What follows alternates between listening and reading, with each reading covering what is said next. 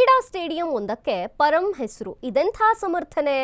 ಗಾಂಧೀಜಿ ಜೊತೆಗೆ ಹೋಲಿಸಿಕೊಂಡ್ರ ಗೃಹ ಸಚಿವರು ಅನ್ನುವಂಥದ್ದು ಕೇಳಿ ಬರ್ತಿದೆ. ಹೌದು, ಸ್ಟೇಡಿಯಂ ಒಂದಕ್ಕೆ ಪರಂ ಹೆಸರು ಇಟ್ಟಿದ್ದಾರೆ. ಇದೆಂಥ ಸಮರ್ಥನೆ ಅಂತ ಈಗ ಕೇಳ್ತಿರೋವಂಥದ್ದು. ಗಾಂಧೀಜಿ ಜೊತೆಗೆ ಹೋಲಿಸಿಕೊಂಡ್ರ ತಮ್ಮನ್ನ ತಾವು ಗೃಹ ಸಚಿವರು ಅನ್ನುವಂಥದ್ದು. ತುಮಕೂರಿನಲ್ಲಿ ಕ್ರೀಡಾಂಗಣದ ಹೆಸರು ಬದಲಾವಣೆಯ ವಿಚಾರದಲ್ಲಿ ಇದೀಗ ಸ್ಟೇಡಿಯಂನಲ್ಲಿ ಡಾಕ್ಟರ್ ಜಿ ಪರಮೇಶ್ವರ್ ನಾಮಜಪ ನಡೀತಿದೆ.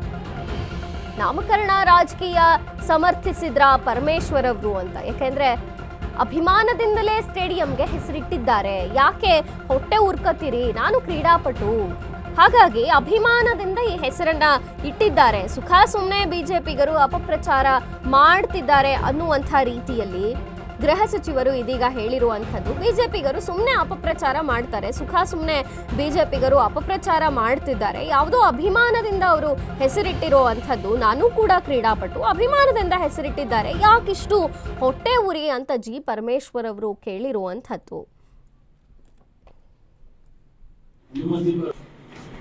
ಈ ಒಂದು ಒಳಾಂಗಣ ಕ್ರೀಡಾಂಗಣ ಏನಿದೆ ಸಂಕೀರ್ಣ, ಅದಕ್ಕೆ ನನ್ನ ಹೆಸರು ಇಡಬೇಕು ಅಂತ ಹೇಳಿ ಅವರೆಲ್ಲರೂ ಕೂಡ ಕ್ರೀಡಾಪಟುಗಳು ರುಜು ಮಾಡಿ ಸೈನ್ ಹಾಕಿ ಅವರು ಕೊಟ್ಟಿದ್ದಾರೆ.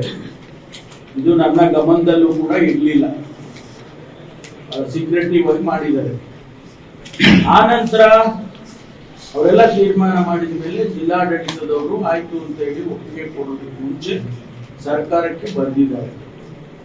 ಸರ್ಕಾರದಲ್ಲಿ ಯಾವುದೇ ಹಣಕಾಸಿನ ಕಮಿಟ್ಮೆಂಟ್ ಇಲ್ಲ. there is no financial commitment as far as that is concerned. ಆದ್ರಿಂದ ಇಡಬಹುದು ಅನ್ನುವಂತ ರೀತಿಯಲ್ಲಿ ಅವರು ಆಗಿದೆ.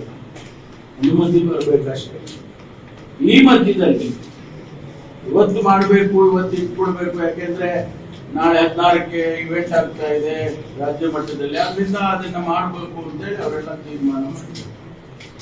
ಕೆಲವು ಸ್ನೇಹಿತರು, ವಿಶೇಷವಾಗಿ ಭಾರತೀಯ ಜನತಾ ಪಾರ್ಟಿ ಸ್ನೇಹಿತರು, ಇದು ಆಗಬಾರ್ದು ಇರಬಾರ್ದು ಅಂತ ಹೇಳಿ ನಿನ್ನೆ ದಿವಸ ಪ್ರತಿಭಟನೆ ಮಾಡಿದ್ದಾರೆ ಅಂತ ಹೇಳಿ ಮಾಧ್ಯಮದಲ್ಲಿ ನೋಡಿದೆ.